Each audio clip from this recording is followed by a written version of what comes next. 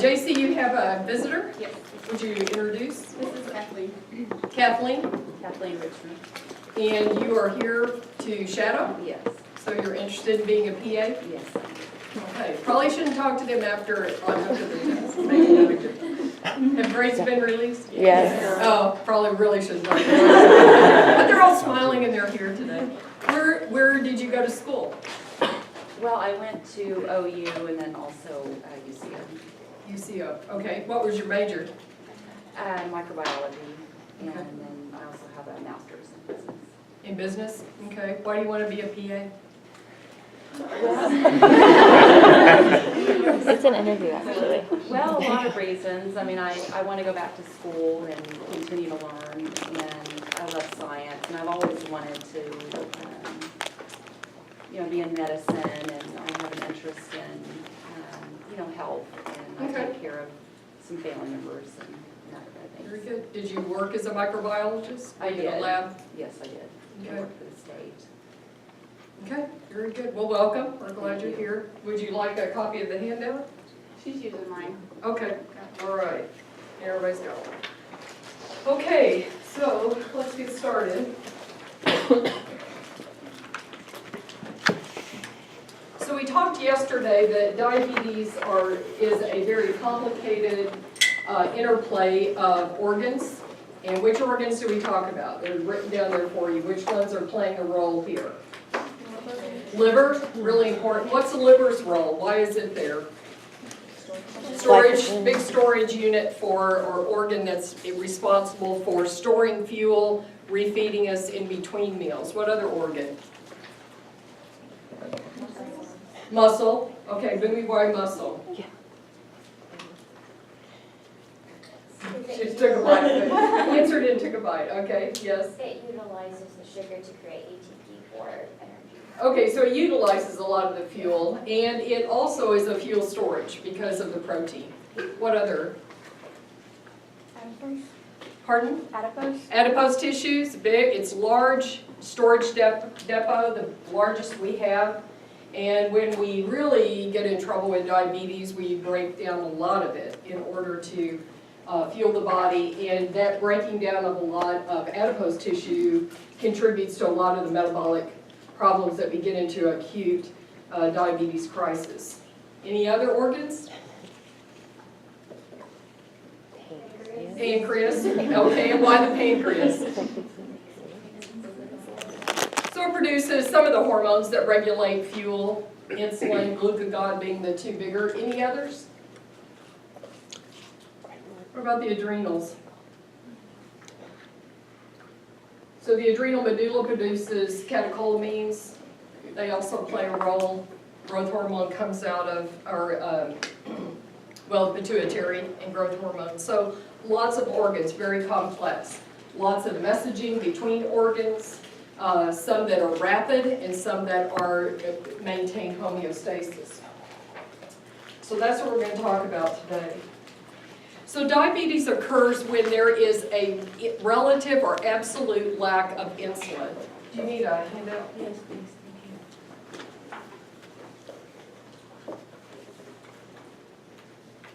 So more rare situations is where we have no insulin at all. That's an absolute lack. That is more characteristic of type 1 diabetes. Type 2 is a relative lack. The pancreas may be putting out lots of insulin, but it does not seem to be doing the job that it's intended to. So that's why it's called a relative. So you can have a lot of insulin circulating, and you can have very high blood sugars because the insulin cannot do its job, usually because of tissue resistance. Okay. So insulin is one of the most important in terms of fuel regulation in the body. It helps us to utilize it, it helps us to store. So if it does not do its job, then we cannot do either. So there are problems with short-term in terms of utilization that leads to some of the symptoms, and long-term, the inability to store or store well or utilize stored energy becomes part of the disease process as well. For reference there, normal blood sugar is listed. It is 70 to 99. So that is a fasting fasting plasma glucose. So a fast is defined as no food with calories in it for 8 hours. So you have to be careful because people don't think about, well, if I pop some gum in my mouth, or if I put a lozenge or hard candy in my mouth, if it has sugar in it, it will impact. I've seen a lot of sugar spikes when people are like, I don't have diabetes. Like, well, here's your sugar. Well, then what did you do? Well, I swig down a Powerade or a Gatorade, or I had some sugar this morning in my coffee, or I had a Jolly Rancher before I went to the lab. All of those will raise blood sugars, can raise blood sugar significantly. Counter-regulatory hormones. So think about insulin on a teeter-totter with these 4 other big hormones. Okay? So counter-regulatory hormones are really important because when we get into disease and pathology, they play a big role. They direct the other organs to do things, to release sugars, to make you symptomatic so that you will do something. So they're really important when it comes to regulating blood sugar. So we have 4 of them. Cortisol, where's cortisol come from? The hypothalamus. Adrenal what? No, not the medulla. Cortex. What level of layer? What did I tell you? Salt, sugar, sex. Sex is an inside job. So it's the inner layer. So it's the G, F, R. Glomerulosa, vesicula, reticularis. Okay, so it's coming from here.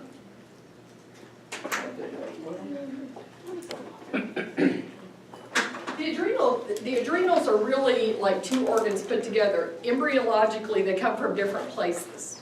Okay, the medulla is like a large ganglion because of the 2 catecholamines, epinephrine and norepinephrine.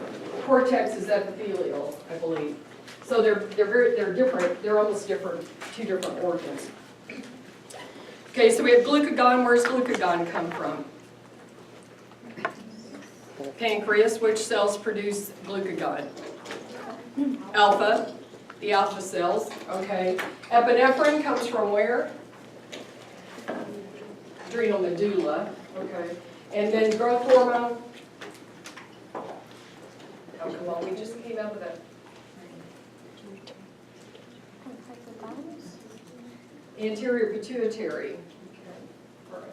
So those are important. It's important to know what they do. So glucagon is predominant in that group in terms of being a day-to-day. So it is the huge balancer of insulin. They always go in opposite directions. When you are in between meals, glucagon is your major hormone that is directing the liver to release sugar. Epinephrine is more an emergency. So when your sugars fall too low, then it will signal. The brain will actually send a signal to the adrenal medulla, and you will release epinephrine. And epinephrine's target organ is your liver, and it can quickly cause the release of sugar from the liver in order to raise your blood sugar. For you, if you don't have diabetes, that rarely comes into play. Unless you're anxious or under great duress or stress. But in people with diabetes whose blood sugar may fall too low, it is a very important system that warns them, because how does epinephrine make you feel? Diaphoretic. Diaphoretic, so you sweat. What else? Shaky. Tachycardic, okay. Anxious, you may feel weak, faint. Those things are all symptoms that the epinephrine will alert you that sugars are falling and prompt you to do something.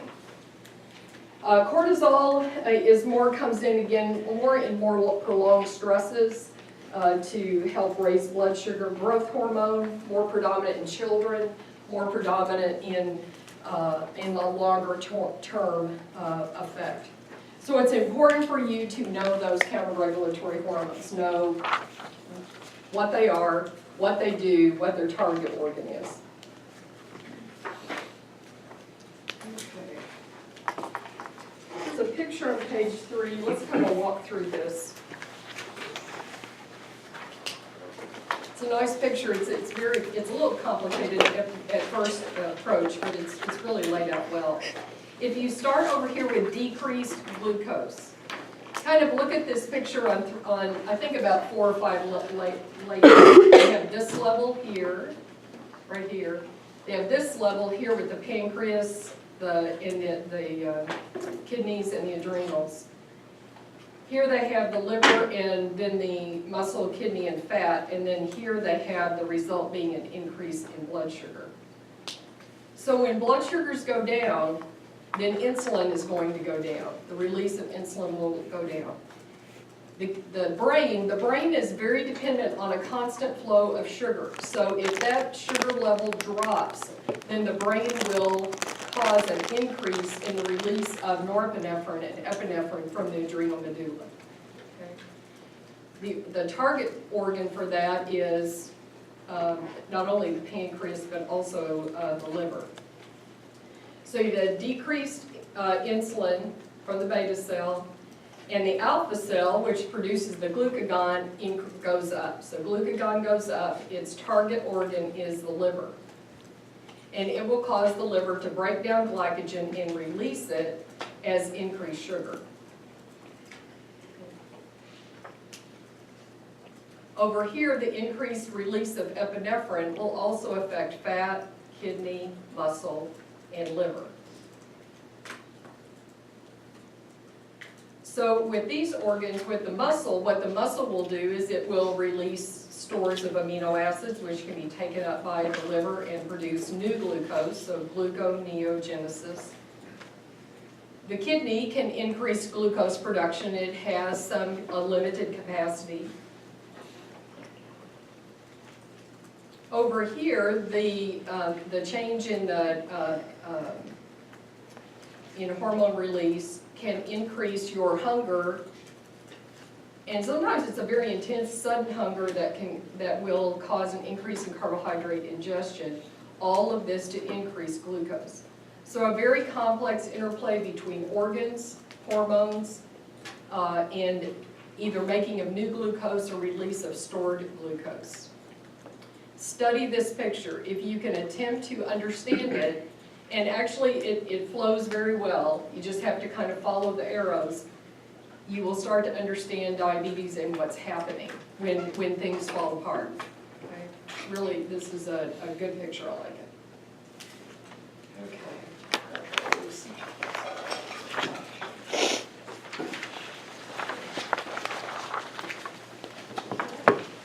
Okay, on page 4, let's walk through normal insulin secretion. So there's really 2 insulin secretion patterns in the body. There is one that occurs all the time. It's called basal insulin production. So the pancreas puts out a small amount of insulin all the time. Very small amounts in pulsatile fashion. We've seen this before with other organs that release hormones. Why is that pulsatile pattern important? So feedback, what else? What does it do if we continuously stimulate or release hormone versus pulsatile? What does the end organ do? Decreases response by what? How? Downregulating receptors. Through downregulation of receptors. Okay. So we saw it with the GnRH. If you go back and look at that picture that I showed you when we're looking at the hypothalamus and the pituitary, if the normal pattern is for the hypothalamus just to release a little bit of GnRH all the time. When we then give a patient GnRH, we give it continuous, what's it do to that whole loop? Gonadotropins go down, LH, FSH fall, estradiol, progesterone levels decrease, okay? So that's really important. So that basal pulsatile pattern is very important.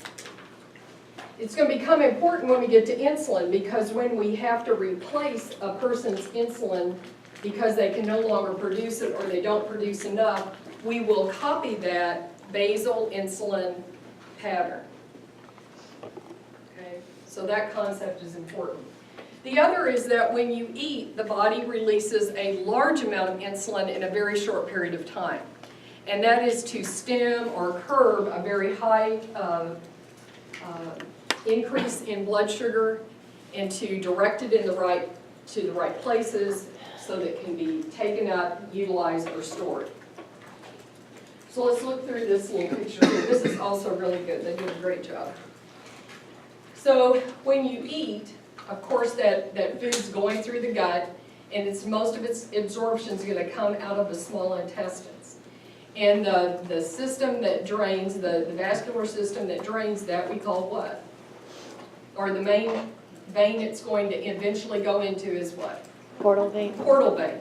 And why is it important that all that go through the liver first? Well, toxins are one, that's right. What else? Switch. The switch comes from the insulin, from breaking down and releasing glucose to taking glucose up and storing it. But it's also, you've got to replenish because it has broken down glycogen and released it into your system for several hours. Okay? So you have to repopulate that.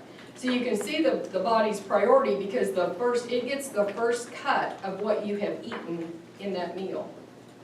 Okay. So glucose is absorbed. We learned that we can break down all of our carbohydrates into those monosaccharides, and the protein into amino acids, and the fat into and packaged as chylomicrons. So those are going to enter the circulation. As they do, the blood sugar levels are going to rise. That rise in blood sugar stimulates the pancreas to release insulin, but it's also the gut. The gut plays an important role here in releasing hormones called incretins. So incretins tell the pancreas way before blood sugars rise that food is coming. So the insulin within the beta cells is already prepackaged. What did Dr. McNeil tell you yesterday about insulin production? Main islet. How's it stored? Do we have insulin ready to go? Where's it made? So what is insulin? What kind of, well, I told you. So it's a polypeptide. Okay. So it's produced where? The nucleus and the islets. So the endoplasmic reticulum, right? Gets packaged by the Golgi bodies, and its storage form is what? Proinsulin. How original. Precursor to insulin. And it is stored in all these vesicles that are very close to the cell membrane. So when the incretins are released, these vesicles are going to be very close to that cell wall. And when blood sugar levels start to rise, then they will dump the insulin into the portal vein. Okay. What's that insulin look like?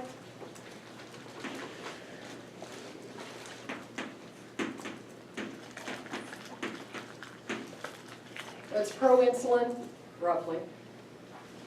And it's got two A and B chains. And right before it is released, the body will enzymatically cleave it off, and we get insulin. And we get this remnant that's inactive. What do we call that? C. That's what it looks like, C-peptide. Okay. That is important. It has no physiologic action at all, but we can measure it. It's created one for one with insulin. So insulin's a little bit harder and trickier to measure, but the C-peptide easier to measure. So we can measure it as an indirect measure of the amount of insulin we're producing. Okay, so you've got the pancreas releasing that insulin, and all of that is going to first go to the liver. That insulin signals the liver to switch machinery, take up the glucose stored away. Most of the insulin is going to be taken up by the liver. The rest of it will enter the systemic circulation. It will travel with the glucose until it gets to the capillaries, and both of them will exit at that point. And then in muscle, adipose tissue, that insulin will then open channels or gates, however you want to think about it, and allow that insulin to enter into a cell. Okay.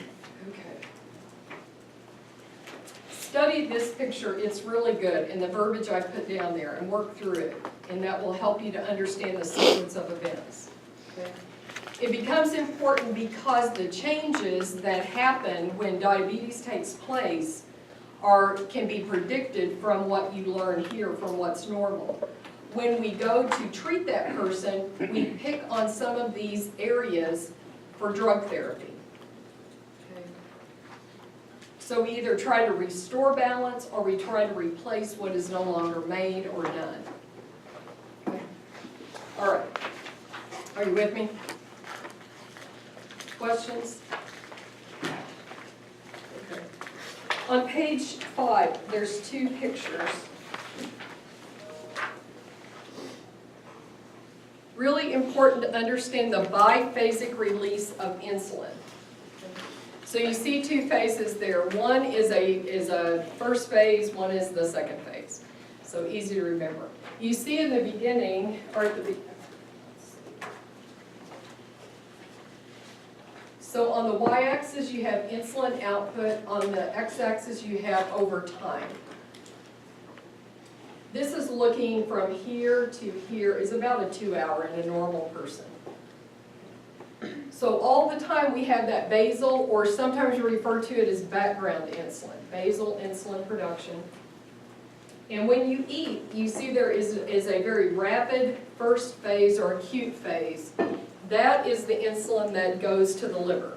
So first phase target is liver. And that's what changes that machinery from breaking down glycogen, releasing it as glucose, and then taking it and switching it to taking up the glucose, storing it as glycogen.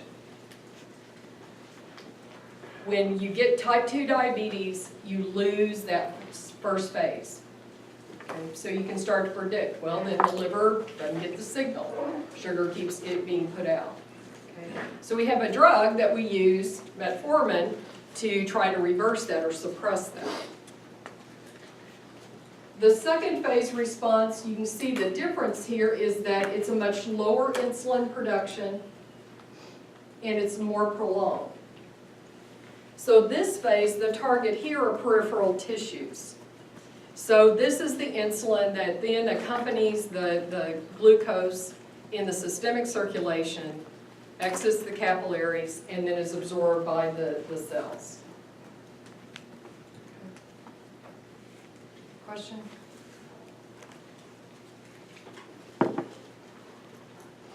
So when you look at the relationship between insulin and glucose, at the bottom is, okay, so y-axis is, at the top is insulin. You have 2 graphs that have been put somewhat, not superimposed, but have put juxtaposed. And then you have glucose on the lower part of that y-axis. The x-axis is time. So at the bottom is, the blue line represents that basal glucose. So there's also a basal glucose that's being released all the time. That's what's keeping you going in between meals. You see, and the darker blue is when you eat a meal. So you see the rise in blood sugar. The rise will be dependent on what was eaten, what was ingested. If you look at the insulin above, you see that very dark green, that is basal insulin release. And it is what helps you utilize that glucose that's released throughout the day in between meals. The light green you see very much parallels what you have eaten. Okay? So in a person, this would be someone, a normal pancreas. This is someone without diabetes. So no matter what they eat, when they eat, what they snack on, whether they eat carrots or pecan pie, they can mount enough and release enough insulin to keep their sugars within a very narrow range. Okay? So if you don't have diabetes and you eat a donut, your blood sugar didn't go up very high. If you have diabetes and you can't produce enough insulin, your sugar will go up very high, 200, 300, 400. But in people without diabetes, their blood sugar is barely going to go, usually after a meal, our blood sugars, if we don't have diabetes, is rarely going to go above 120. Okay? Very narrow range, 70 to about 120. So that goes to capacity, it goes to response, everything's working well, receptors are responsive, beta cells are working well, glucagon is also working well. Questions about these? Study these, study this. These are important foundation concepts.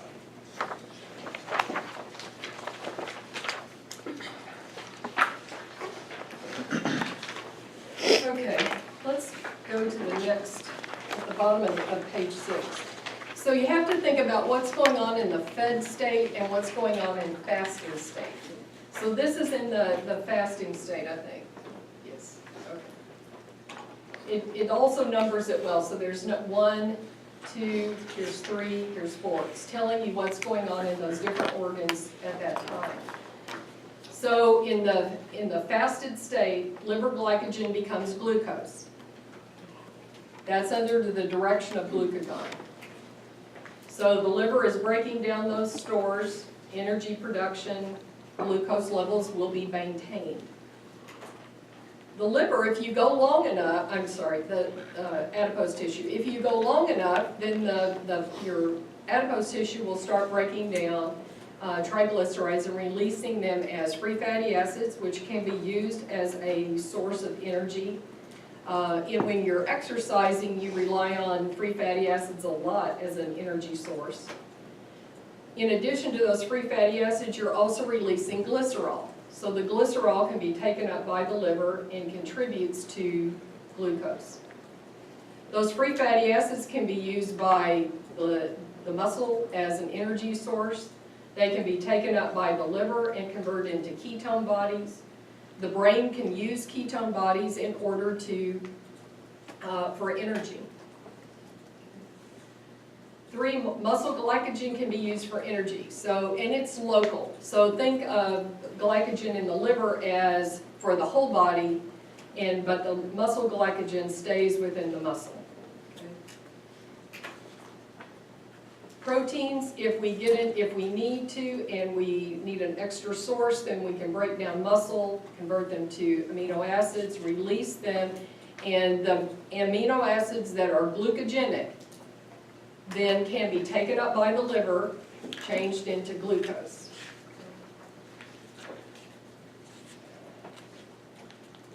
The brain, keeping the brain, kill the brain, kill the ghoul. Okay, keep the brain alive, the organism stays alive. So glucose, very important. Ketone, secondary energy source. So that's a lot of what we're are gearing for, is we want to keep that brain going, because that keeps the organism alive. Okay. Questions about that? So the pictures I chose, go through them. They're good. They're very good and foundational.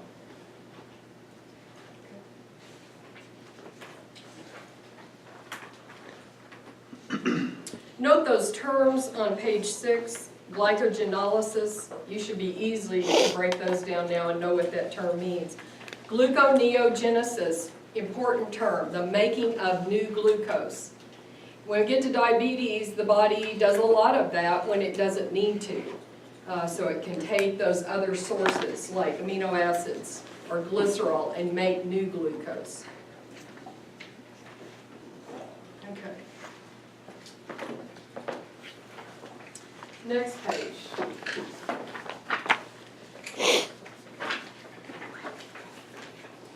So in the fed state, so fed being the couple of hours from the time you eat for a couple of hours, insulin is the dominant hormone. So insulin, anabolic, building up of tissue time, building up of stores of energy for the future. So glucose oxidation takes place, that gives you immediate energy needs to do whatever you're doing. Glycogen synthesis occurs for storage. Fat synthesis occurs for extra that we've taken in. We can store away for later, and protein synthesis. In the fasting state, so once you get a couple of hours out, then you are in that state and glucagon dominates. So insulin levels go down. This is why people who don't have diabetes don't get low blood sugar. Because as long as you have enough store, then you've got hormonal, these hormones intact, then you can maintain blood sugar. So when glucagon is present, the liver is going to be is breaking down glycogen, releasing sugar into the system. Gluconeogenesis is occurring from fatty acids that are being broken down, small amounts of amino acids that are being broken down, and ketones are produced. So ketones come from fatty acids metabolism. That's important because when we get to type 1, they cause lots of trouble because we get too much of it. Questions here?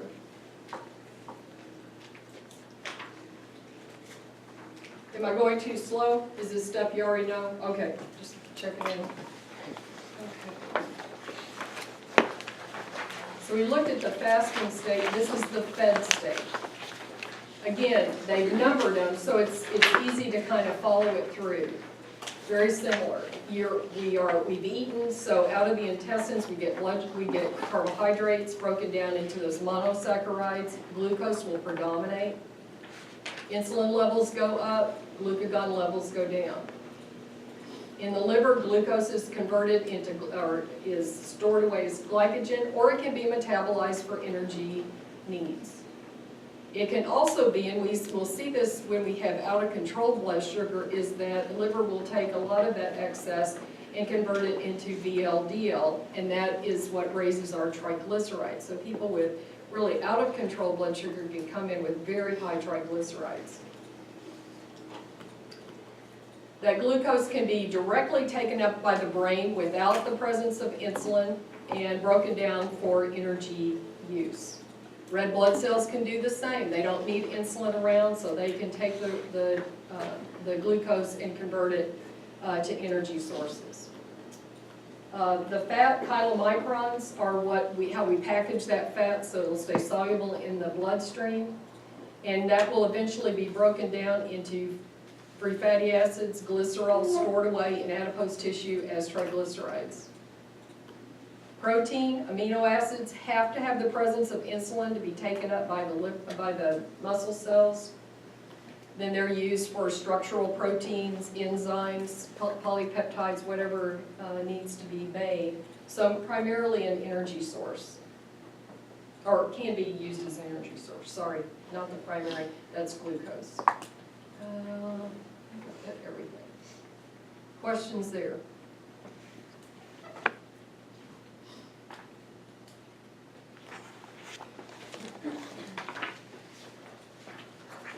I showed you this yesterday, let's just walk through it one more time. So when you eat, mechanical, chemical digestion begins in the mouth, particularly of carbohydrates. Moving down to the stomach, we've got now more protein and fat digestion. That carbohydrate enters the small intestines. It's broken down further by those disaccharidases and amylases into monosaccharides. That enters the bloodstream. Insulin's been stimulated to be released. Insulin and glucose move together. They move to the liver for glycogen storage, move to the muscle for amino acid uptake, glucose storage, into glycogen and adipose tissue to make new adipose tissue. That is insulin's action on those three organs, simplistically.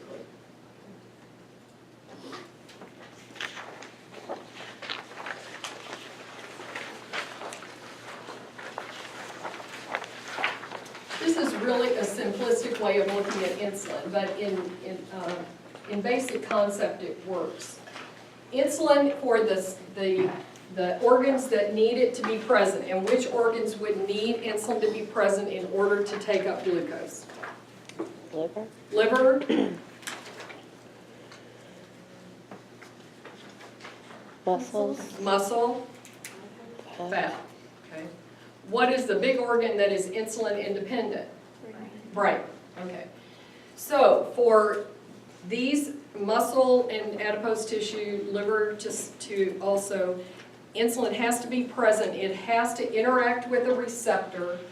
It has to cause a change, conformational change in a channel that will allow glucose, will allow transport molecules to come to the cell surface and move that sugar transport it into the cell.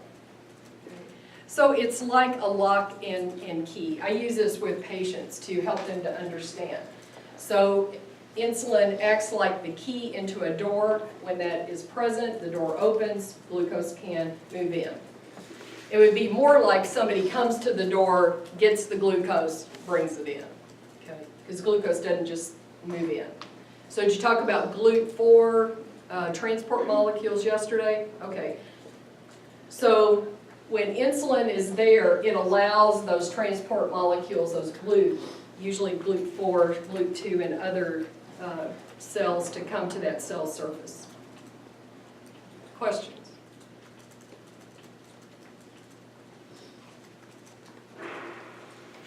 This is probably a more realistic, similar to what you have seen before. So these, if you go back and look at that first module where we talked about receptor types, this is a tyrosine receptor type. Has two subunits. Insulin interacts with one, the other one, you get a conformational change, and you get then the, where's the first? Insulin binds to receptor. Then you've got those receptors, you've got the internalization, and you have then the ability to move those, these transport molecules up to cell surface. They then attach to the glucose and bring them in.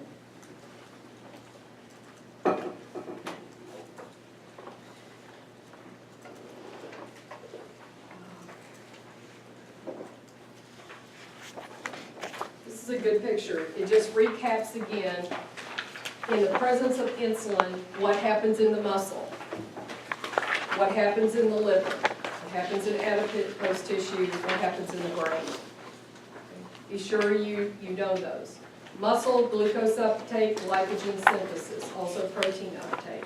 Liver, enhanced glycogen synthesis, decrease in glucose response or release, decrease in gluconeogenesis, increase in lipogenesis. Adipose tissue, increased glucose uptake, increased lipogenesis, decreased lipolysis.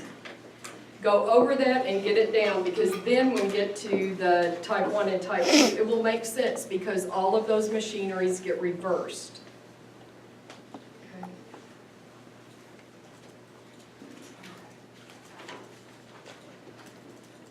This is another picture that is just a review picture. High blood sugar, insulin predominates, glycogen storage, gluconeogenesis goes down, glycogenolysis goes down.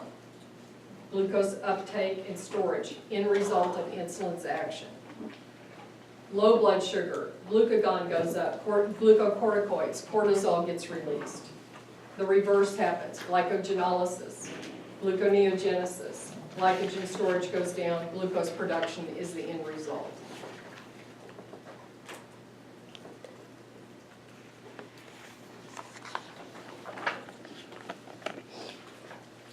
So by understanding that basic normal physiology, you can predict what will happen when an abnormality appears. You can also start to understand the metabolic consequences of that.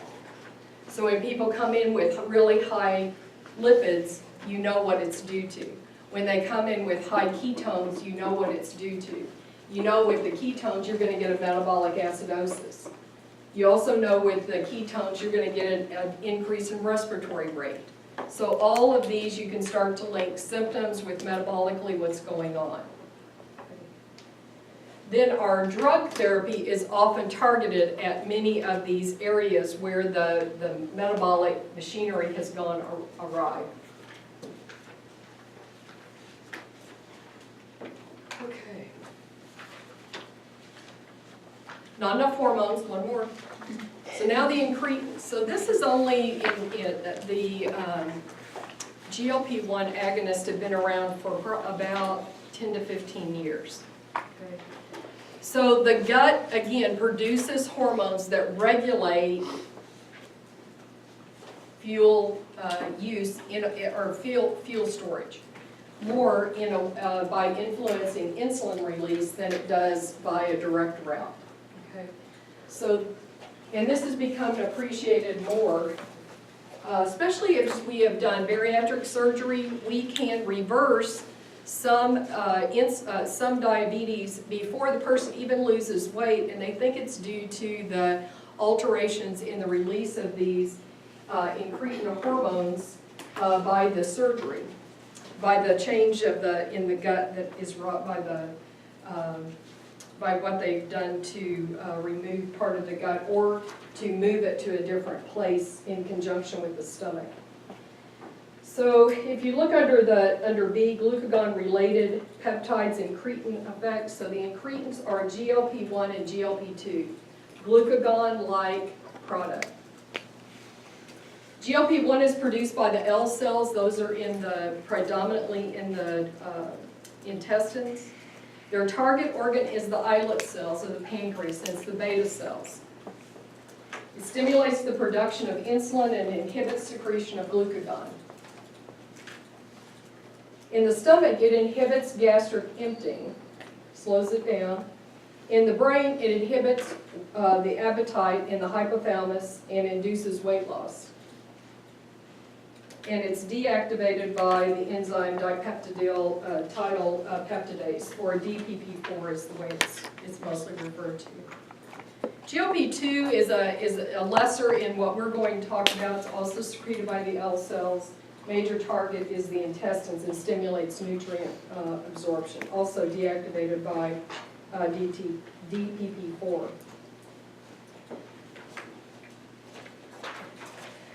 So let's look at the next couple of pictures.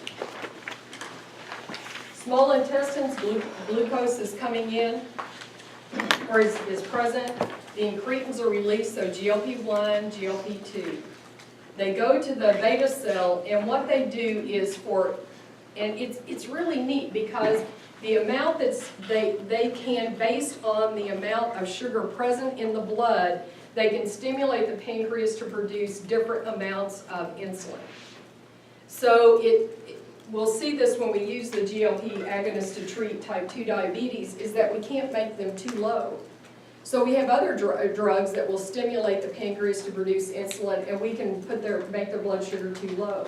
But with the incretins, it will incrementally increase the amount of insulin that's produced based on the blood sugar that is currently in the blood, in the ambient glucose concentration around that beta cell.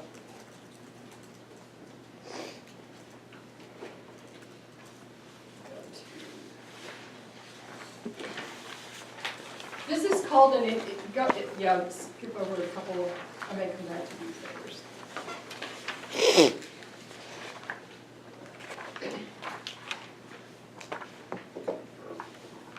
This is called the incretin effect. So on the y-axis you have the insulin amount, and on the x-axis you have time. The dark blue is oral glucose load, so they've given them something to drink that has 50 grams of glucose in it. And the light blue is an IV glucose infusion. So here they have put this directly into the bloodstream. With the blue, you have to absorb it. So there's stimulation of those GLP-1 release and its effect on the pancreas. So this is what's called the incretin effect, because when you have oral glucose present in the small intestines, you get the release of that GLP-1. and so that you could see the effect on insulin production versus just putting it into the bloodstream. That is powerful. I'll show you when we use these drugs, also their effects on insulin production. So a thing to remember is its effects on beta cells and subsequent insulin release. Questions about those?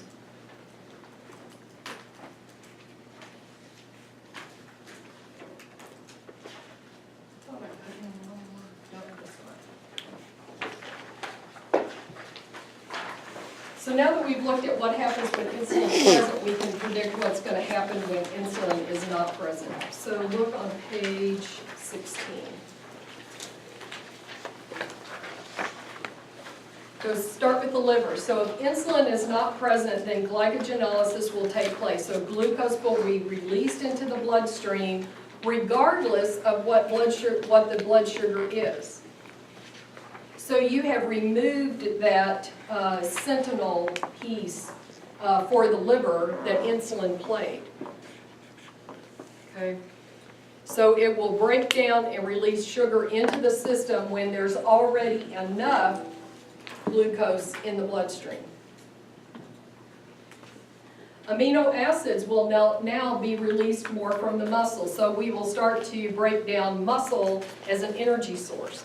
So what the body does is it perceives, because it no longer has enough insulin or insulin present to take up fuel, then what the body will do is it will start breaking down storage units or storage depots in order to get fuel.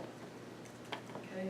So think about where the fuel is. It's in the liver in glycogen, it's in the muscle in amino acids, it's in fatty acids and glycerol in the adipose tissue. So if the body perceives I cannot get enough fuel to do what I need to do, then it will start going to its stores. Okay? So that's what happens with an insulin lack. So glycogen's broken down, amino acids are taken up that have been released from the muscle and are turned into new glucose. So gluconeogenesis takes place. The adipose tissue starts to be broken down, releasing free fatty acids, that produces ketones, glycerol's released, that can be put into new glucose. In the muscle, protein breakdown occurs, amino acids released, taken up by the liver, produce new glucose. Adipose tissue, lipolysis takes place, release of free fatty acids, glycerol. So, if someone develops an absolute insulin lack, they will tear down their muscle, they can come in with muscle wasting, they can lose a lot of weight in a very short period of time. Most of my work was done with type 2s, but I would occasionally see type 1s and I get new onset. And I was always impressed with the amount of weight. I had one young man that had lost 60 pounds in 2 months. Young guy, about 24 years old. We can see this in type 2s, but it's usually not as dramatic.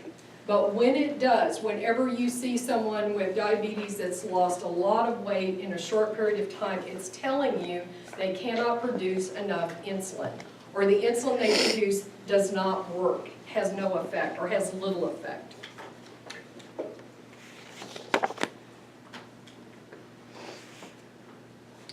If you look down in that last paragraph on page 16, the lipolysis liberates all those free fatty acids. The liver takes those, converts them into ketones.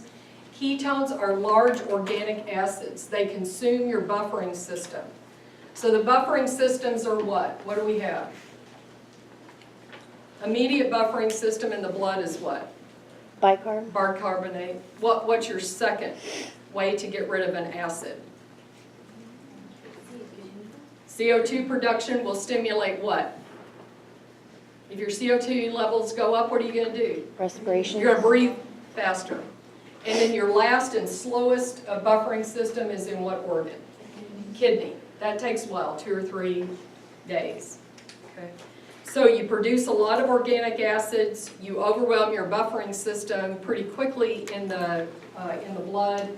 Your CO2 content starts going up, so your respiratory rate goes up. Can respiration ever correct a metabolic acidosis? No, it cannot. So that starts to give you some idea about the symptomatology and what is behind pathology behind those symptoms. Okay, so let's walk through this, then we're going to take a break. Insulin insufficiency. So let's follow the blue line down. Glycogen breakdown, so more glucose is going into the bloodstream. There's decreased glucose uptake by the cells. Insulin is no longer present, so muscle can't take it up, fat can't take it up. Okay, so the glucose is staying in the system except for what the kidneys are starting to get rid of. So that contributes to an overall high blood sugar, high glucose level in the blood. The kidneys have a great capacity to reabsorb. Glucose gets filtered by the kidneys and we reabsorb almost 100% of it. But the kidneys get overwhelmed, so glucose now starts to show up in the urine. Let's go up here in the yellow. Triglycerides break down and we get an increase in fatty acids. Fatty acids are oxidized by the liver, we get ketones. That gives us that ketoacidosis, meaning a metabolic acidosis due to the presence of ketone bodies.